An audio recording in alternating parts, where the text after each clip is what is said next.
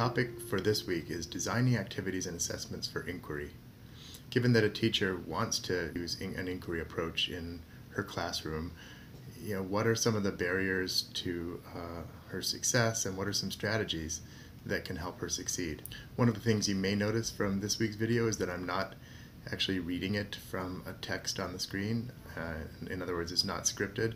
I'm just lecturing as I would in one of my classes, using my slides here on the screen, and hopefully that will make the lecture more accessible and personable. The downside or disadvantage of that is that it's probably not as efficient as it would be when we were able to carefully word all of the contents. But we'll try it this week and see how it goes. I'll try to be efficient and not run long-winded, and hopefully you'll find it to be interesting. Maybe we'll check to see your opinion on that.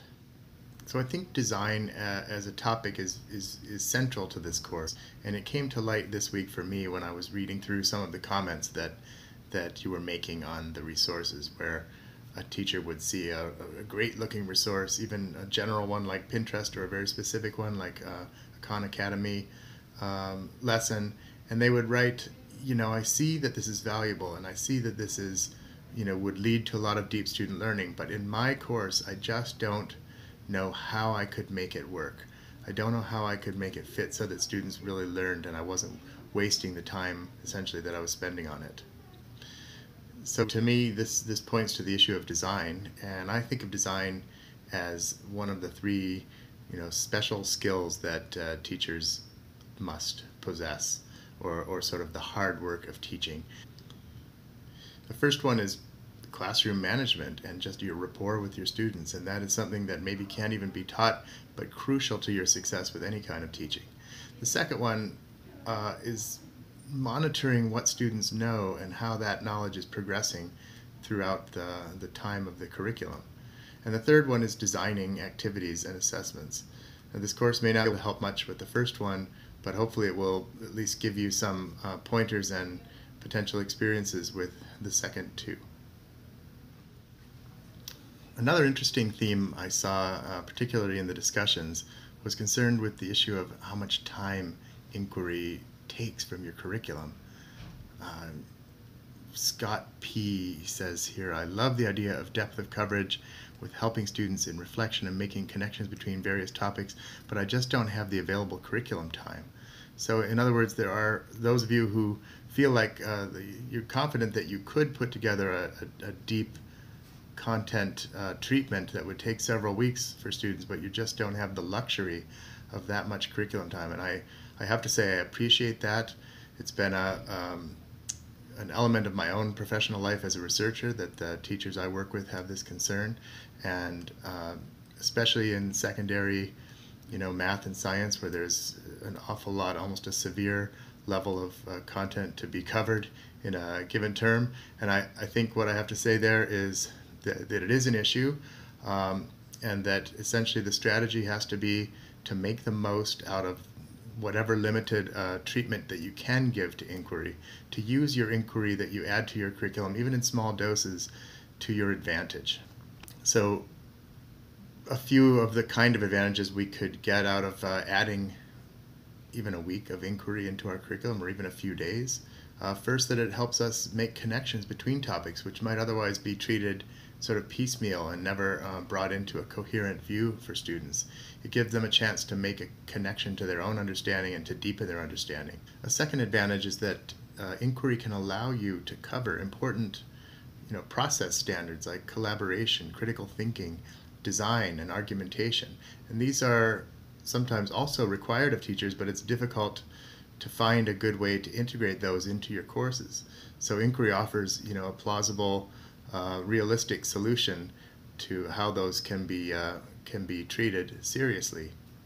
Another important advantage to inquiry is that it can support rich interactions or dialogue between students and their peers and the teacher.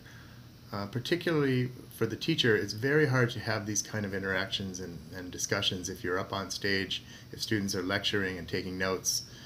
So the ability to get off the stage and out into the room to actually listen to students and work with them while they're engaged with the difficult topics gives you a chance to develop your own insight about what students know in this domain and how they're learning in this domain. And this could be a lifelong opportunity for teachers.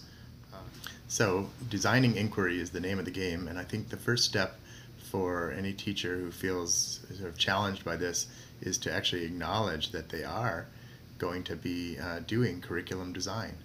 Most teachers do see themselves as designers of curriculum, and in this case of inquiry, it's no different. So some of the specific challenges that we'll face doing this are first to connect to the course topics. It's easy to engage students with some neat technology or some process concept mapping or building a Pinterest board or a PowerPoint presentation, but it's another thing entirely to make it count, to have that activity, as engaging as it might be, lead to learning. Another challenge is capturing students' ideas. So how do I use the products of their inquiry, the particular designs that they make or the media that they develop or their reflection notes that they type as a source of assessment, one that not only lets me have a sense as a teacher of how they're doing, but also gives me a way to use that as an input into further activities, so sort of a formative assessment that technology can really help with. A final challenge is engaging students to work collaboratively with a peer or with a small group to ensure that those interactions are on task, that they have meaningful things to do, that nobody's feeling left behind, and that the group makes progress in such a way that one step leads to another. Nobody's feeling like time is wasted. So just to review a little bit from last week, at the heart of inquiry is what we refer to as constructivism. This is the process where students build on their existing knowledge, ideas, and experience and develop deeper understandings, make meaning of new material, and reconcile gaps in their understanding or disagreements. Some of the activities that we talked about last week that could be useful for inquiry are reflection, sort of any kind of reflection note or creating explanations and arguments. Connections, so being asked to link ideas to other topics or to prior experiences. Construction, so anytime I ask students to work on a design or make some sort of model or any representation of their own understandings. And as we just mentioned, collaboration, where students gain the benefit of those diversity of ideas and just the benefit of having to make peer explanations and language together. Finally, there's one that is dear to my own research, collective knowledge building, or when the whole class is actually building a resource together, either a knowledge base or a Pinterest board or a wiki or some sort of collection of texts from the class. And these are all, for me, types of fundamental activities that could be used within inquiry. And so right from the start, what are some of the things that we would need to think about in designing an inquiry lesson? First of all, topics. It's important to find the right topic that is well suited for inquiry in your course and in your discipline. In science, for me, a successful topic is one that's challenging for students, maybe so much so that it's really difficult to convey through lecture.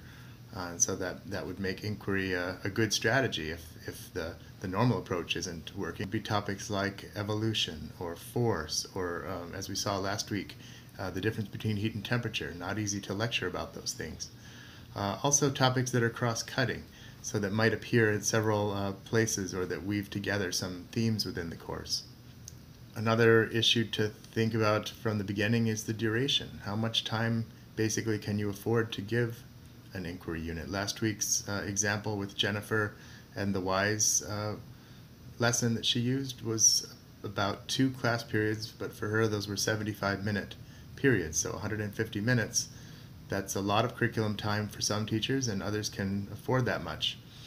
One strategy that allows you to perhaps claim a little bit more curriculum time is if you can weave several topics together, or perhaps if you feel the value of developing a capstone lesson that allows students to apply the concepts and solidify their understanding. A third important issue from the outset is that of placement. Where in your course will the inquiry lesson happen? If it happens right in the beginning, you could consider it a hook or a minds-on activity that could engage students and get them reflecting about the topics to come. If your inquiry is somehow the main event of your course, or a large part of your course, an entire unit or a multi-week lesson, you will need to think very carefully about how the content is actually being addressed, how it's being assessed, and how students are able to emerge from that experience with the same kind of mastery or better than you could have gotten with other methods. Another likely location for inquiry is near the end of a unit, where it can serve as a capstone activity, allowing students to essentially work with the conceptual understandings that they've developed during the rest of the course, apply them, exchange with peers about them, and develop a greater or more coherent understanding as a result. So there's always the question of whether a teacher should go with a sort of pre-packaged inquiry lesson that's already well designed with assessments, and all the technology is clarified and the materials might even be prepared, including rubrics, or a homemade from scratch lesson that they designed themselves. And obviously there are trade-offs between those two approaches, and maybe there could be some intermediate solutions. The prepackaged ones really are an option if you can find just the right one, but that is the problem. There are so many to search through. There are some credible educational clearinghouses or collections that you could take a look at. There are some professional communities, your discipline, where you can go to ask forums if anyone has lessons that they can recommend. In general, if you find those kind of lessons, you'll find that you need to do some tailoring, some adaptations to help them fit with your students. Alternatively, the made from scratch approach is one where you're assured of being in full command of everything. You're very familiar because you designed it yourself, you know your students, and you know what to achieve. So many teachers choose that as an option. Last week you met Jennifer, who was a new teacher to that school, and she had found the WISE web-based inquiry science environment, a pre-packaged heat and temperature lesson. This was very attractive to her because it addressed one of the topics she felt challenged by, is how to get students to differentiate between the topics of heat and temperature. It included some hands-on activities where they would run around measuring and finding that their predictions disagreed with their measures. It included some great online activities as well. And this worked very well for her. She did have to make some tweaks. Most importantly, she had to decide where in her course that lesson would fit well, what she would have to sort of pre-teach beforehand so that it made sense to students when they got there, and what it might have missed that she'd have to cover afterwards. This week you'll meet another teacher named Sean, who demonstrates kind of exactly the opposite approach, where he had a topic that he really wanted to explore. He needed to find out what his students were bringing with them to their 11th grade physics class in terms of their knowledge about electric circuits. He had actually taught some of these kids in 9th grade that same topic, and he knew that they would be bringing some memories of that and maybe some misconceptions about those topics. So he designed a custom-made lesson using Nearpod, which is one of the resources I saw up on the list. And he used some of his existing circuits materials and created interactive items for the students to try to respond to. This let him design and develop a short, I think it was two class period lesson that actually revealed to him many surprising details of what students were thinking about electric circuits. Sean also refers to his own design process, and one that is supported widely in UTS school, as one of backward design. This is where you first identify where you're trying to go as a teacher. What kind of knowledge do you want students to achieve? What kind of learning skills do you want them to attain? And then, after identifying the sort of targets of your instruction, you think about the activities that will sort of exercise those topics or lead students to improve their knowledge about them. And these activities would employ some of the basic approaches that I listed up above: reflection, idea generation, design, collaboration. Finally, in backward design, you also think about assessment and how are you measuring whether or not you have achieved those goals, and how do you use those measurements as a way of providing formative assessment to students and helping yourself as a teacher to keep a sense of where students are in the learning. For me, the first steps are to look at examples. We started you off looking at a few lesson designs from my own previous teaching, but find other examples that are out there. They'll help you get your own mind around what kind of things you can achieve with your students. It can give you a sense of whether you'll be able to find a prepackaged activity or whether you'll need to develop your own. Second, I think importantly, if possible, to work with a colleague, preferably somebody from your own department who would be teaching the lesson as well. This will give you a second or even a third pair of eyes if you can get a group of 3 of you that would all apply the lesson and learn together about how it's working and what's not working.